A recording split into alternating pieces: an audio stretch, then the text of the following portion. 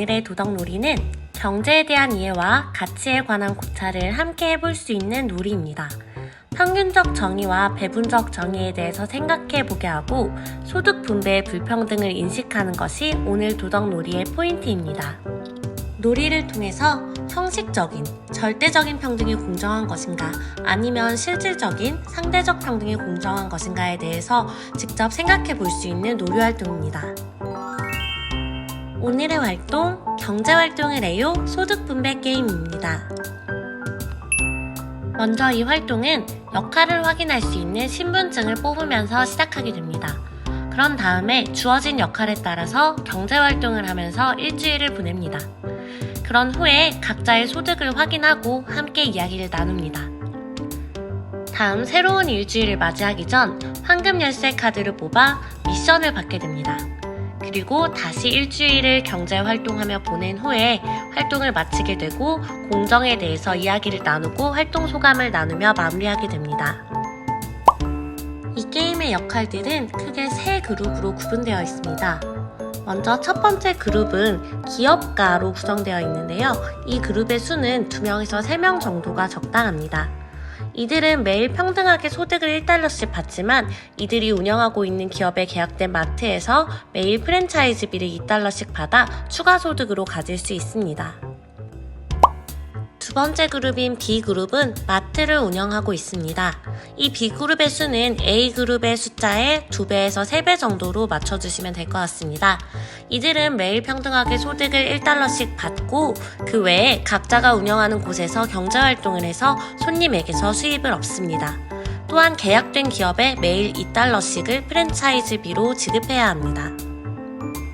마지막 C그룹은 B그룹의 2배 또는 그 이상으로 설정해주면 됩니다. 이들 역시 매일 평등하게 소득을 1달러씩 받게 되고 이들은 매일 한 군데 이상의 마트에 가서 반드시 경제활동, 소비를 해야 합니다.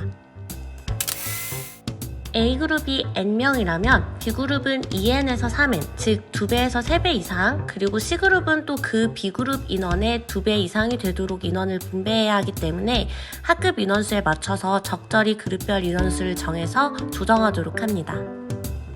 그럼 놀이의 규칙과 진행 모습을 함께 살펴볼까요? 이제 활동 규칙과 각 그룹별로 해야 할 일들을 조금 더 자세히 살펴보겠습니다.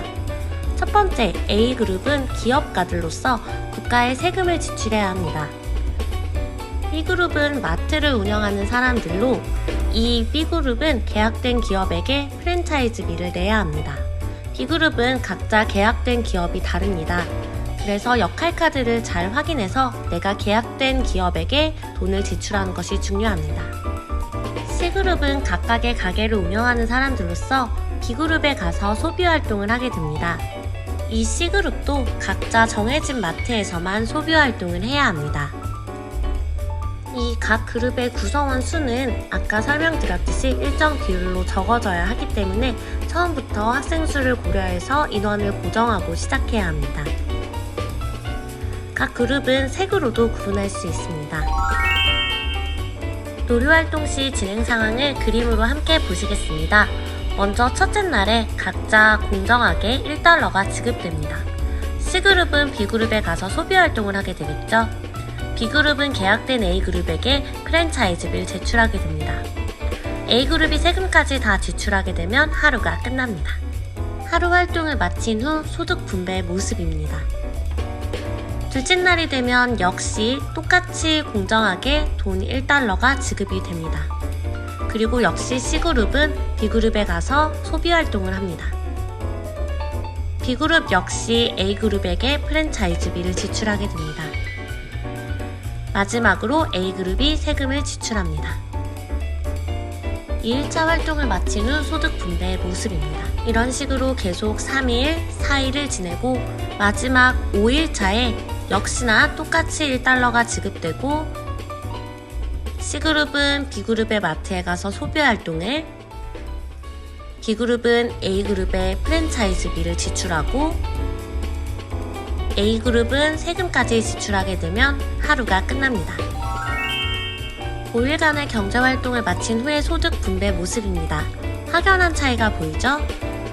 이렇게 5일간의 경제활동이 끝나고 나면 친구들 간의 소득을 함께 발표해보고 이야기를 나눠봅니다. 그런 다음 새로운 한 주를 맞이하기 전에 미션이 있죠. 이 미션은 그룹에서도 특정한 기업가와 사업가에게만 제공되고 나머지는 가벼운 미션, 비밀 미션으로 보입니다. 미션은 비밀로 제공되기 때문에 모두가 미션에 대해서는 말하지 않고 행동으로만 실행할 수 있습니다. 먼저 A그룹에 제공되는 비밀 미션을 살펴보자면 한 명에게는 국가 고위직과 비밀 협약을 맺는 기밀 미션이 제공됩니다. 나머지 기업가들에게는 시민들과 소통하는 비교적 가벼운 비밀 미션이 제공됩니다. 두 번째로 지금 보여지는 화면은 B그룹에게 제공되는 미션입니다. 골고루 분배되어 있던 프랜차이즈 기업을 한 군데로 몰아주게 되는 미션이고요.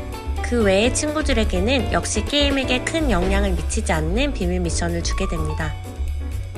그런 다음 똑같이 2주차 경제활동을 시작하게 되고 소득을 받고 소비활동을 하고, 그런데 여기서 B그룹은 비밀 협약을 맺은 기업가에게만 돈을 주게 되겠죠. 역시 A그룹이 세금을 제출하게 됩니다. 기밀 미션이 아닌 일반적인 비밀 미션을 받은 친구들은 영문을 모르고 소득이 불평등하게 분배되는 것을 보고 있겠죠. 이런 식으로 3일차 그리고 4일차를 보내고 마지막인 5일차 역시 공정하게 1달러씩이 지급되고 그것을 소비활동으로 사용하게 됩니다. B그룹은 A그룹에게 미션과 함께 소비활동을 하고 A그룹은 세금을 제출하면 끝이 납니다. 이렇게 2주간의 모든 경제활동이 끝난 후 각 등급의 자산을 확인합니다. 가장 많은 소득을 모으게 된 친구는 누구일까요?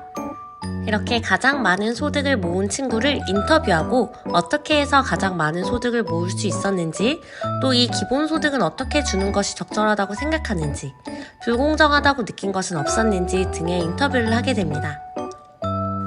마지막으로 각각의 구성원들과 함께 2주간 경제활동을 한 소감을 나눠봅니다. 이런 활동을 통해서 아이들이 공정에 대해서 생각해보는 기회를 주고 공정한 분배란 무엇인가에 대해서 함께 이야기 나눠볼 수 있습니다.